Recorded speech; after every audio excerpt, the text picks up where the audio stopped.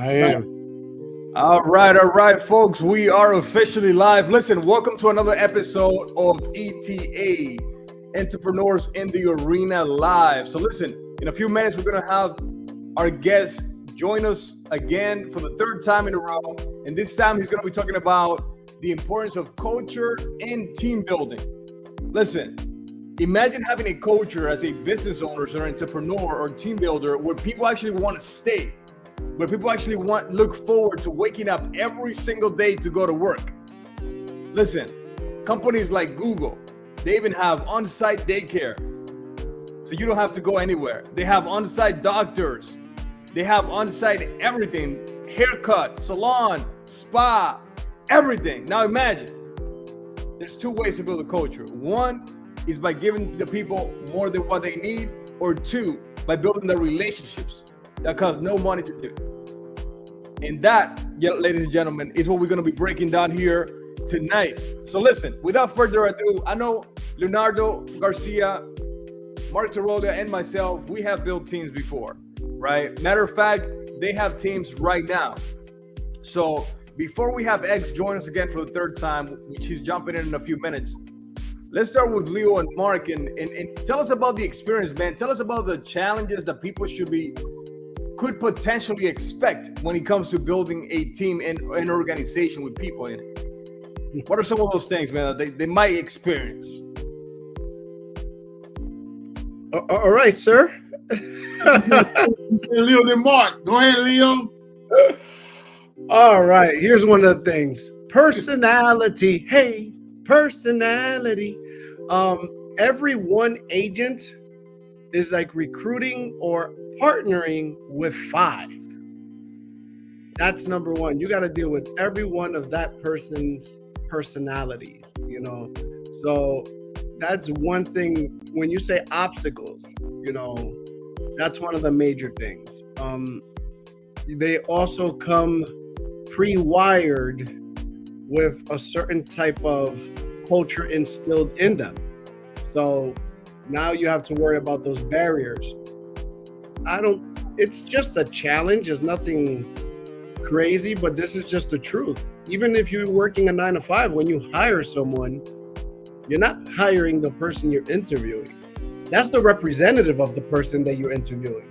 The first personality was the resume, then was that person you met, and then is the person that's going to be there after their probational period. There's a probational period, and then after that, then you finally meet the real person after time. So that's what I mean. It's all 5 personalities, hardwired way of thinking and mindset. And you have to find a gray area. If you don't have the mindset yourself to meet someone where they're at and find if there's no gray area between your personalities, because you have them too, as well as their personalities, it can be tough. So those are 2 major ones that I want to leave some space for Mr. Tirolia to give us some of examples, since he's been doing this longer than me. But those are the 2 that I would tackle, like that I hit right away all the time. Hey, man. So I'm gonna piggyback on what you just said. So one of the misconceptions people have from day one, they try to recruit the right person. They try to build the right organization. And if you do that, you're going to fail, because if you do that, you're judging every book by its cover. And you don't want to do that when you're in the beginning stages, because, like Leo said, you're trying to figure out people's personalities. You need to know if this square will fit into a circle, a square peg, or the circle fit in the square peg. And how you going to know that? By going through the motion, by interviewing more people, having more conversation, having more relationships. As time progresses, you're going to figure out, okay, you know what? I gravitate to this certain type of person. I gravitate to this type of person. I get along with this type of person. I have fun. I prefer to work with these type of people. But in order for that to happen, you need to go through trial and error. You need to take the spaghetti and throw it on the wall and see what sticks. And I hear a lot of people 10, 15, 20 years always give that, I say, terrible advice of finding the right person that fits their model. And yes, 15, 20 years from now, you can say that. I hear a lot of mentors, a lot of coaches say that. That's terrible advice. You won't never learn. Remember, that what the L stands for. People think the L stands for losing. No, the L stands for learning. So you need to learn and go through bad relationships.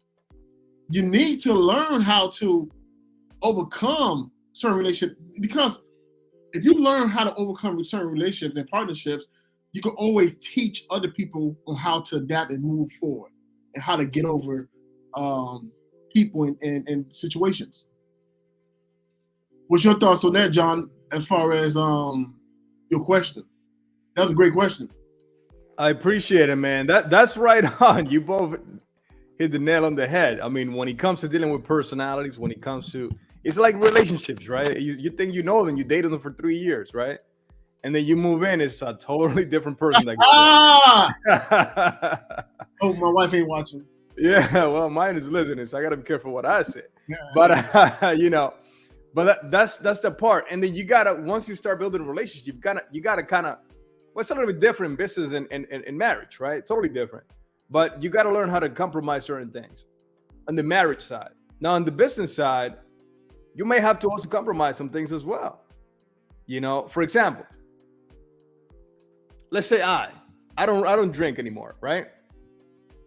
Nothing religious, just don't drink. It's just bad for me, for my body, right? But let's say I partner up with someone that every time we throw a staff meeting or a team meeting or organizational meeting or event, they want to bring liquor and cigars. Now, there's a contradiction there, right? Now, you have to find out, hey, do I compromise on this or do I just let it slide as long as nobody's getting hammered, right? Again, it comes down to what you guys just said. It's about that relationship. It's about that communication. It's about knowing that personality, right? So that's how that goes, man. And there's a lot of challenges. This is kind of the way I look at building an organization. Is like building a church. People think it's easy being a pastor. People think it's easy owning a large organization. Listen, you know how many men in the Bible, like Moses, that saw the Red Sea be parted in half? I don't know if you guys know the story. And especially what Moses, the way he reacted after. He said to God, after they went in the desert, when he freed the people from captivity in Egypt, he said to God, take my life away. He said, kill me. He was fed up with the people because the people wanted to do what the people wanted to do. They had their own idols, their own gods, blah, blah, blah, a bunch of other things. And there's countless men in the Bible that said to God, take my life away, after they were put in charge of many, many people. All right. So the number one thing I would probably suggest is before you go build an organization, make sure that you're ready for it. Make sure you're ready to handle the heat, to handle the pressure, to handle the personalities. It's like having a bunch of kids, right? Once your kids start fighting in the house, how do you handle that? I've seen it, man, in organization. From this side to that side, people want to beef it up, and then internal implosion. How do you handle that? You need 3 skills. Let me ask you all these questions. So you always hear people talk about the positivity, the great reasons why. But what's the other side of building an organization, building a team, building culture? What's that other side looks like? What's the good, bad, and ugly? What's the boogeyman? What's the Bigfoot? What's the other side people talks about? Even in multi-level marketing, what is the negative side people don't talk about? Here's a crazy part. In my opinion, there isn't any bad side. There's a temporary something that you're not ready to handle, because obviously, but the skills you need to do it, and the skills you learn while building are life skills. It's tolerance, patience, wisdom. It's the things you need to just walk around in the world. So you can avoid it. You could never have, you might not obtain those skills, but if you are able to do it, I don't see a negative side to it. you're just going to have to learn how to tolerate certain things because, all right, you avoid building an organization, right? You work a 9 to 5, you're still going to need those same exact skills, tolerance, patience, wisdom. The only difference is now someone is making you do it at what they think you're worth. So it doesn't make a difference. Back it up, rewind. Back it up, rewind. I was gonna say, what do you mean by that? Yeah, the difference is that you got to do it now at the value that somebody thinks you're worth. So there is no negative side. What there is are you ready now, or are you going to force yourself to be ready later? See, they say entrepreneurship is not for everybody. That is also a lie. That is also a lie. We've been conditioned to believe that it's easier to work for someone because it's so much easier to satisfy someone else than to put yourself through it. Because if you look at ancient times, everybody had to figure out a job. It's not like jobs were created and then people owned businesses. They did bartering between one another. Hey, I got spices. You got wood. Let's switch. I do this. You do that. Let's switch. There was no, I think you're worth $5 an hour. So I think we've been conditioned to that because it's easier to be a yes man. Even if you want to say no, just say yes. A lot of people wake up every day in the morning and go to work and they say, I don't want to go to work. I'm just going because I get paid today. I get paid to be there. I got to go. I got to pay the rent. That's the only difference. I mean, when you work for yourself, you really have to have the patience, wisdom, and tolerance to do what you have to do anyway. The only difference is you get to give yourself your value and you do something hopefully that you love or at least like. You're not settling. So I don't think there's a negative side. Anybody that's saying, in my opinion, anybody that's saying that there's a negative side, it's just that it takes place because of several things. One, they feel they can't. That's a mindset issue. For you to have that word as part of your vocabulary, that's a mindset issue. Or two, they're not ready yet. They're still, they still haven't learned tolerance. I mean, you guys, I've had the experience, but you guys are married. You have to be ready for marriage. And if you're not ready for marriage, as you're married, you start to develop real quickly that the world is no longer yours. The bathroom does not belong to you, neither does the closet, and neither does the kitchen. So you just got to get used to these things real quick, fast, in a hurry. And if you want peace at home, you listen to the person that makes the rules. So it's something that you learned quickly because that person had the value you saw the value in that person. So it's the same thing with the business. If you see the value in building, you're going to get those 3 skills that I just mentioned much quicker than the normal person. But if not, if you don't have those skills, you can't make it in the world, period. That's just my view on it. So you say, you say anyone could be an entrepreneur? I think anyone can actually become an entrepreneur if they really want to, because it's inside of everyone. As far as now, I can't say work in our business. Not everybody's made for our business. Not everybody's made to do what John does. Not everybody's made to do, but entrepreneurship and own a business, you can do it if you put your mind to it. If you work at McDonald's, you can open a truck and sell burgers. You're doing the same thing. The only difference is you're doing it for McDonald's as opposed for yourself. You can find the blueprint and do it. Now, I think you have to be a different type of species. In order to be an entrepreneur. Some people have so much generational curse in their mind. They're conditioned a certain way so deep that they can't. They rather stand in front of a train and die than be an entrepreneur. Same as I know some people that's afraid to do public speaking. They won't even speak in front of people. They rather harm themselves before speaking in front of people. That was me. Doesn't matter, but I knew I had to do it. Yes. Scared to speak in front of people? Yes. No, you believe that? Let me call your mama. Nah, not at all, man. I used to sweat profusely when you put me on. Now, Mr. Unapologetic, never. I just learned to have more confidence in myself and give myself grace. I feel that I have something. I've learned that if you have something to say, is better. I prefer to apologize and to ask for permission. And because of that fear of working it the other way around, it made it hard for me to speak in front of people, because it's like I had to ask permission to tell you how I think or what I thought the process should be. And throughout time and being around the right people, I've learned is that I have some value to the words that come out of my mouth. So why not give myself the opportunity to let the words come out of my mouth? So we all have gifts, but yeah, I do seriously believe that everybody can be an entrepreneur. You do have to be special to be able to develop those skills and expand on them. You know what's funny? John, it didn't work out for me, but there's a lot of parents that have already have their kids with an entrepreneur mindset. My son prefer to work. Why? And I asked him, because he has things that he does. He's an artist. He sold paintings at one time. He sold designs in high school. You know why he said it's easier to work?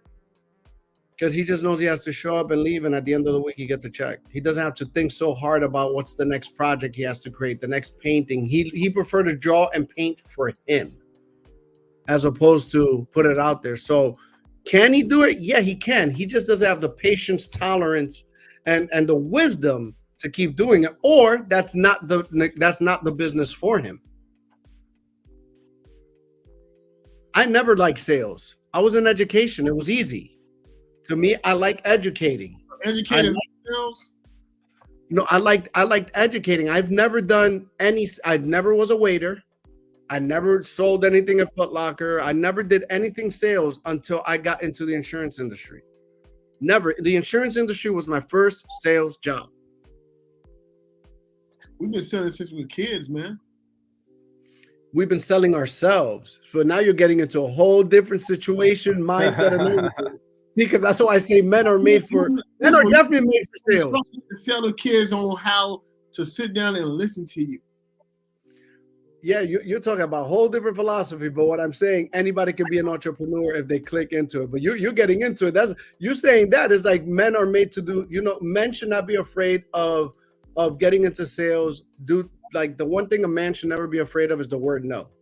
Rejection. We've been rejected. We've been rejected since puberty, and some of us before that. So the word no is like water to a duck. Since the playground. Did you say something? Women are more sensitive to that, but they're not used to hearing the word no. They're not. So you're going to a whole different tangent, but I'm ready to go with it. Go ahead, John. You're good.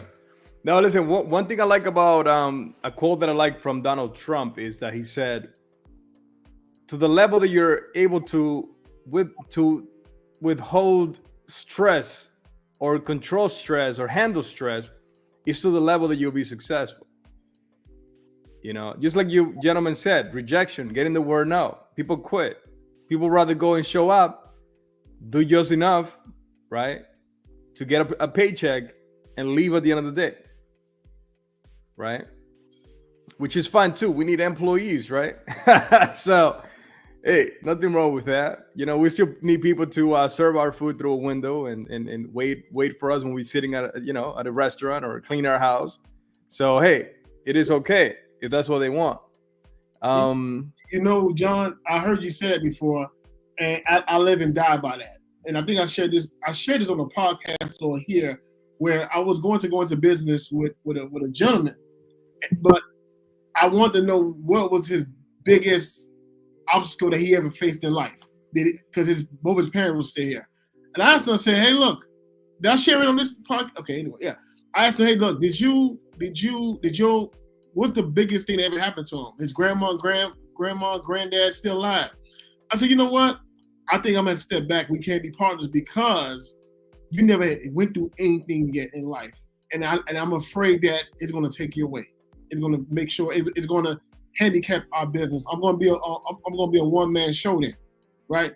And then I heard a story about the CEO of Disney. Imagine opening a park in China, brand new Disney park. You about to go on stage, the CEO of Disney, and you just get a call saying that Disney in Orlando, a boy got drowned by an alligator. How do you go on stage and say the same message and people watching you, everybody on their phone watching the news and see what happened? That's the level of stress. Another situation with Arnold Schwarzenegger, where he's about to go to his first Olympian, his first matchup. And he got, right before he got to go on stage, he had a call saying his dad passed away. The average person probably would have not did it, but he said, you know what, my dad would want me to go on stage and win. And he guessed what he did. So I say this to say that, to agree with you 100%, based on the things you overcome. And I had a mastermind where I had people list all of their trauma, going from if you've been abused as a kid, if you was homeless, if your parents got incarcerated, if you went to college, everything going down. And everybody that had a list full of trauma, they felt bad. I said, no, you are the type of person I would prefer to work with because you overcame all this stuff. Now, you know how to deal with people that have trauma. Now, somebody that lived a perfect life or had no childhood trauma or no obstacles, they're going to have a challenge when they get a call from one of their partners and say, look, my car just got repoed. Hey, my auntie just got diagnosed with a terminal illness. You won't know what to say to her or him because you never went through it. Now you lost another person. Yeah, that is true, man. That is very true. It's like, for example, I lost my father a few years ago, right? Mm-hmm. I could have never sympathized with anyone before that. And then I did, right? And not only that, but there was a man, I think I may have shared the story with you guys before. There was a man that had lost his father before, a few years before I. And he helped me get through it way faster. It was actually an event of Band of Brothers. I don't know if you guys heard of the Band of Brothers, right? They're all over the United States. And they meet here in Florida. And one of the brothers, he's like, hey, you got to come to this event. I was like, dude, I don't even feel like talking to nobody. He sent somebody else, right? Another person that, we were good friends at the time. And he comes and picks me up at the house. I was like, dude, I don't even feel like paying for this. He goes like, don't worry, we got you. Everything. They picked me up, dropped me back off, paid for me the entire time, praying for me over there. And dude, I flushed everything in a weekend. Because the Band of Brothers is a Christian-based boot camp, right? And I got flushed out, man. God worked with me the same weekend. I came out of there, man. I was a brand new man. But if you were by yourself, it would take you a lot longer, right? Or if you were not around someone that had done it before or went through it before. So that's that part about culture, man. Reeling it back into the culture part is that if you don't have, listen, I've worked for different people before I left corporate world. And I remember I worked one time for this man. Funny thing is he ended up being fired because he had a gambling problem and drinking problem at work. So I heard, but he got fired for that. But other than that, heck of a dude. Older gentleman. He would tell anybody to do anything and they'll do it blindly because of the culture he had built of trust, right? And sympathy and whatever the heck he did, it was like, dude, people just like the guy. And then I worked for somebody else that owned the company. There were two partners, and the culture there was trash because the man was very he would erupt easily, right? He erupted at me once. He thought I was an employee. I was gonna put my tail between my legs, dude. I erupted the heck right back. Maybe it's the ego. It is what it is. He came at me strong. I came at him strong, right? And then he wouldn't have apologizing. He was a cool dude. He was just very eruptive. He didn't know how to control his feelings, his emotions, right? So that alone, the culture inside of that business was messed up. Everybody hated their job. Well, see, that's a whole different story. That's tougher. That's tougher. being a business owner, because I mean, we've talked about it. You could be a business owner of your own business of one. It's not building anything. You're just a business owner. You're an entrepreneur, and you're the only person you got to worry about. When it comes to building and having the things I talked about, that's a whole different element. Creating culture, because culture is subjective. Some people look at the military. The military is a culture. Not everybody's built for the military. Some people, and look what the military does. When you come in the military, you might come in wild child, right? You come out militant. It's a term that we use, and you live that way for the rest of your life. Your shirts are lined up with your zipper. Your pants are exactly where they're supposed to be. Everything's tucked in. Your bed is made in the morning, because that's a culture that's been instilled and put inside you, and that's how you're living from now on. You are militant. Building a culture where people want to stay, that's the hard part, because that's subjective to who the person is. So obviously you have to build a culture, and the culture is not for everybody. I don't think anybody can fit into any culture. Some people can't live or work in a culture that they're so organized.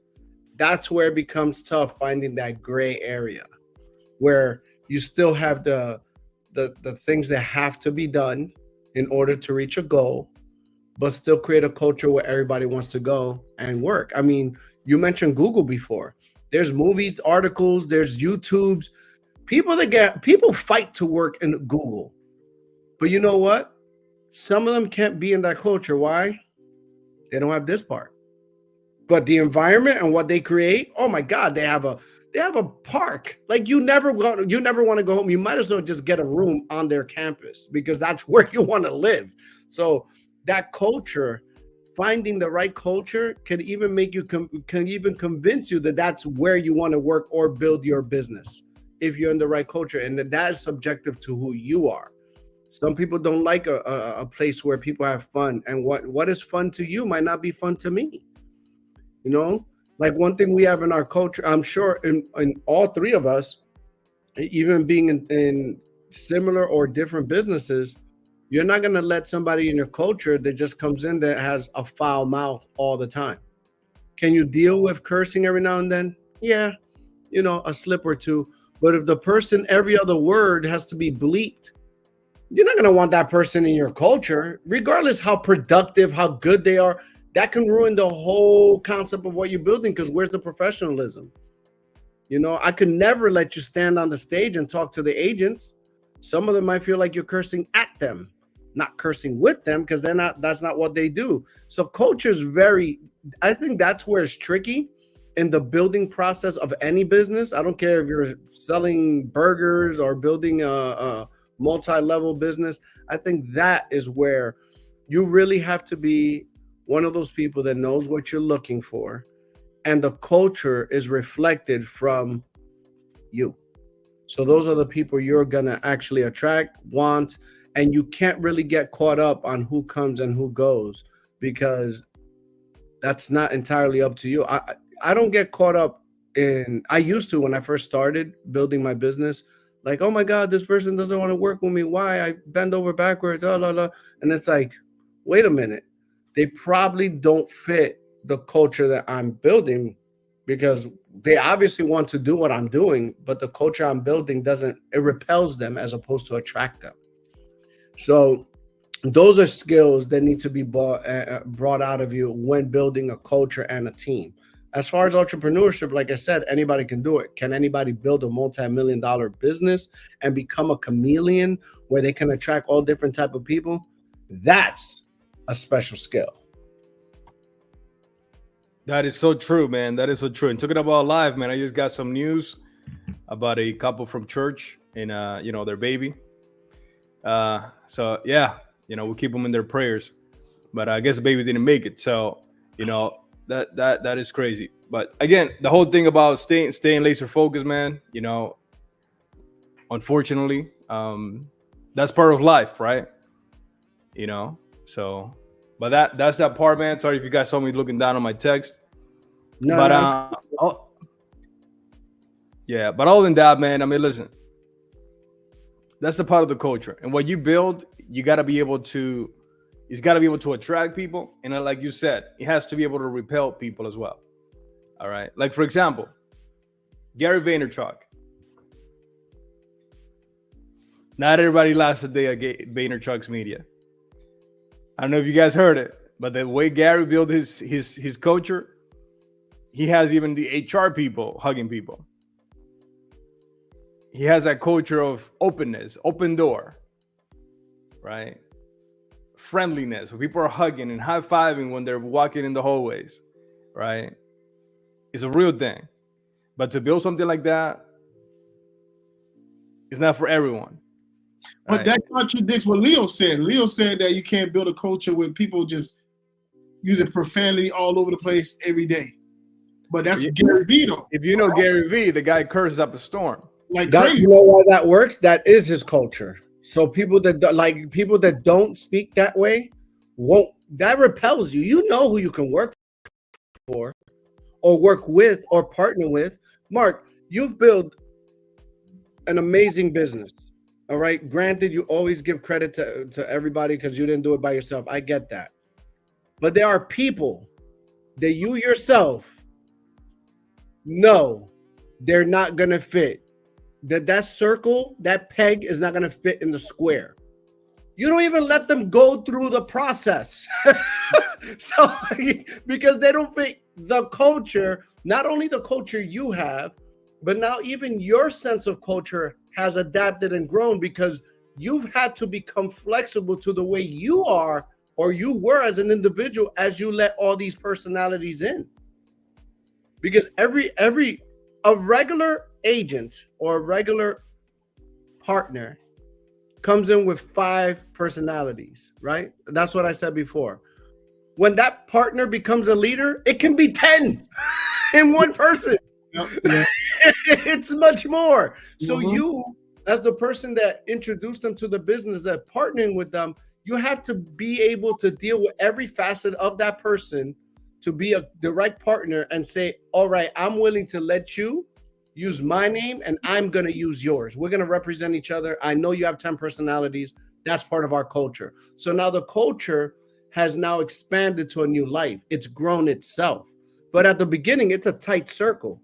And little by little, you start to expand according to the people that you bring around you. Look at us 3 when we came into partnership. We all have different personalities and we met under different circumstances. But even John, and I'm going to put it out there. So I'm sorry. This is our show. So I get to be a little. He starts to apologize. That's dangerous, man. What is it about? John would not be the person to pick up the phone, right? He just wouldn't. After there's certain hours, he's very strict on the way he is when you are clients of his, right? But through partnership and accepting the partnership of working with us, with me, he accepted my 5 personalities. And the one that he can't accept, he lets it be known because he's like, I can't do that. And that's now I had to accept that part of my personality and I had to kill it, burn it, and get rid of it in order to have this partnership work. Because I've had my dark days. I'm just being honest. I'm putting it out there. I've had my dark days. Ever since I got into partnership with you guys, that has been buried, burnt, and dead. If I have them, they're in secret. They're by myself. I fight my demons and I wake up. I listen to what Dion said. I have a bad moment, not a bad day. I don't give control to that. And why is that? Because it's been enforced by the culture that's been built through this partnership. Now, if I really have a bad physical day, like I was having the other day and you called me, Marc, and I was like, yeah, I'm feeling a pain. Now you let that go for the whole day and you check the next day to see if it's something that is emotional that can be controlled. Is it mindset that can be controlled? Or is it physical pain that, given my circumstances that everybody know I donated my kidney to my mom, that's important. You got to check on that. Make sure you're still good. Is that okay? Because it's but that's part of acceptance into the culture. Now, if I just said, I sound like Eeyore, I don't want to work, I'm tired. 2 things happen. One of you is going to hit the exit button, throw me off this podcast. And then after the podcast, you're going to talk to me like, hey, Forget man, about the show. Let's get you some Red Bull. real quick. Let's get you some Red Bull, man, or some coffee, man. No, or John will say, go get off the show and go do 10 burpees. Make it 100, man. Make it 100. Well, that's part of the culture, you know. That's part of the culture where your circle starts to expand, and acceptance is more accepted within that culture. So that's very important, man. I mean, culture is something that can go deep. It can make or break relationships, all in all. Period. That's powerful. What John said about the Gary Vee, he said the HR people hugging people. Wow. That's wild, man. And he's very proud of that, by the way. Yeah. You know, he's very proud of that, because building a culture, man, but where people look forward to working every day, it's hard to do, especially in corporate America, when people have a salary or they get paid hourly or whatever, right? And they have no equity. You know, when you have equity, you're hungry, man. You know, now if you have equity and you're not hungry, man, go get a job. You know, go do something else. But that is very true, man. And about the energy, Leo, that energy is important, man. You know, you attract who you are. And I always look around. I'm like, dude, if I see I'm attracting low-level people, I'm going to check on me. I'm going to check myself. There's something wrong with me. Why am I attracting low-level people? Right? And this is something that, you know, maybe Christianity, we don't really look into it as much, or we don't like to accept it because it's a new era thing, right? But it's about energy levels, frequency. You know, if you study whatever the heck that thing is, bio something, whatever, I forgot what it is, and I was really good at it in school. But like attracts like. An atom attracts an atom that is like, right? What is that? Biology. Biology, thank you. That was one of my third favorite class, right? Besides math and gym. But it is true, man, because this is a different level of vibration. You know, if you see that all the time, you're attracting people that are complaining about their lives, bro, check yourself. You're complaining about something. Consciously or unconsciously, you are. Right? It's the reality. If you're attracting people that cannot pay, right? Like there was a point in my life in my business that every meetings I had, it was people that cannot afford the business. I'm like, bro, what am I doing? So now you see my videos. When I do a video, there's videos that you guys will never see posted out there. I checked my energy. I didn't like it. I was like, nope. They're very few, right? I redo them and I get it done and I post it, right? Most of the time I post it, I'm like, dude, that didn't like the energy. Good, do it again. Bring the energy up. Get up, do some burpees, right? By the way, that was the biggest hack that I got from my mentor. One of the biggest hacks is the energy and elevate it with burpees and going to the gym. There's no way that you're going to be low energy if you hit the gym every morning and hit burpees midday. That's right. Never, dude. Like just cannot happen. Right? And another thing my mentor says, going into what my mentor, because I'm about to see him this weekend, man. I'm excited. I'm going to be in his house. We're going to be working out together. I already know I'm going to be sore after that workout, right? Because they're going to push to the limit. But listen, many times we want to make the time of God our time. Many times we want to force things into our lives. He said, no, man.